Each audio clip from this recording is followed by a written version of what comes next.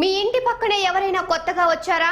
ఇంట్లో పూజ చేస్తున్నామని పిలిస్తే వెళ్లి పెట్టినవి తిన్నారా? అయితే మీ వంటిపై బంగారం మాయమైనట్లే. అదెలా అంటారా? పశ్చిమ గోదావరి జిల్లా భీమవరంలో జరిగిన ఈ ఘటన చూడండి. పశ్చిమ గోదావరిలో కిలాడి లేడీ దేవుడి పూజ పేరుతో భారీ దోపిడి. పూజ ఉంది రండంటూ పక్కింటోళ్లకు పిలుపు. భీమవరంలో కిలాడి లేడీ బిత్తర పూజలు. చీర కోసం వెళ్లి బంగారం పోగొట్టుకున్న మహిళ. మత్తు మందుతో మైకం, బంగారంతో మాయం. పూజ పేరుతో ఇల్లు కొల్లగొట్టిన కిలాడి లేడీ. ఇంకా మత్తు విడక మంచం మీదే పడి ఉందే ఈమె పేరు సూర్యకుమారి. చీర వచ్చిద్దనిపోయి బంగారమే పోగొట్టుకుంది. ఖాళీగా కనిపిస్తున్న ఈ ఇంటిలోనే కుమారి దోపిడీ కాబడింది. ఇప్పుడు ఆ ఇల్లు ఖాళీగా కనిపించొచ్చు. గత 5 రోజుల నుంచి మొదలుకొని కొన్ని గంటల ముందు అగరబత్తుల వాసనలు, దేవుడి హోమాలు, సాంబ్రాణి పొగలు వచ్చేవి. 5 రోజుల క్రితమే ఆ ఇంటిలో అద్దెకు దిగిన సంగీత అనే కిలాడి లేడీ వేసిన మత్తులో ఈమె చిత్తయింది. పశ్చిమ గోదావరి జిల్లా భీమవరం పట్టణానికి చెందిన సూర్యకుమారి అనే మహిళ ఇంటికి సమీపంలో సంగీత అనే అపరిచితురాలు ఇంట్లో అద్దెకు దిగింది. అయితే వారం రోజుల పాటు అమ్మవారికి పూజలు చేస్తున్నానని ఇరుగు పొరుగు వాడవాళ్లకు చెప్పింది. ముందుగా సూర్యకుమారిని పిలవడంతో ఆమె వెళ్ళింది. ఎండలో వచ్చారని తాగమని మత్తు మందు కలిపిన జ్యూస్ ఇవ్వడంతో సూర్యకుమారి మత్తులోకి జారుకుంది. మరుక్షణమే ఆమె వంటిపై ఉన్న 12 కాసుల బంగారం దోచుకుపోయింది. గునుపుడి వారణాసి శర్మగారింట్లోకి ఒక ఆవిడ కొత్తగా దిగారు. కరెక్ట్గా ఇవాళకి 5వ రోజు.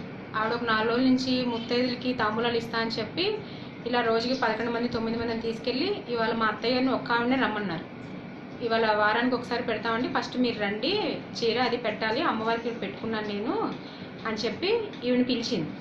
సరే వెళ్తా అన్నారు. ఈవిడ డౌట్ పడి నాకు చెప్పారు, నేను ఒక్కదాన్నే వెళ్ళాలని భయం వేస్తుంది, నేను వెళ్తే నీకు ఫోన్ చేస్తాను అని. మేము ఆ పక్కన ఉంటాం వాళ్ళ కోడల్ని. సరే అన్నారు. అంటే కానీ నాకు ఫోన్ చేయలేదు, ఇవాళ వెళ్ళలేదేమో అనుకున్నాను. నేను అనుకుంటే మా మావయ్య గారు పావుతోకు 3ంటికి ఫోన్ చేశారు. అత్తయ్య ఇలా 11:30కి వెళ్ళింది, ఇంకా రాలేదమ్మా, నాకు భోజనం కూడా వండలేదు అని చెప్పాను.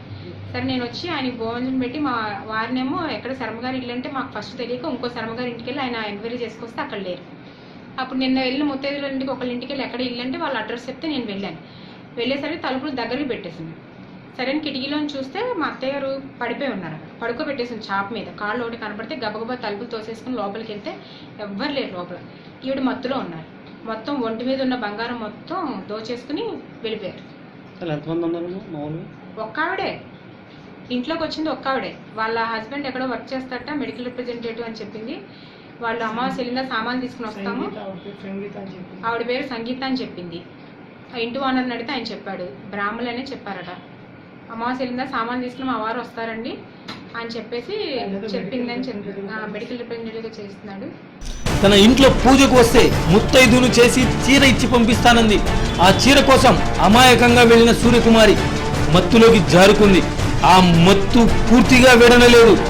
చివరికి తాను చిత్తైనట్లు తెలుసుకుంది. విషయం తెలుసుకున్న పోలీసులు సూర్యకుమారిని విచారించారు. జరిగిన తీరును అడిగి తెలుసుకున్నారు. ఘటనపై కేసు నమోదు చేసి దర్యాప్తు చేస్తున్నారు. చూశారుగా, చుట్టుపక్కల వారు ఎవరైనా సరే అద్దెకు తీసుకొని పూజలు నిర్వహిస్తున్నామంటే తొందరపడి వెళ్ళకండి, కొంచెం ఆలోచించండి.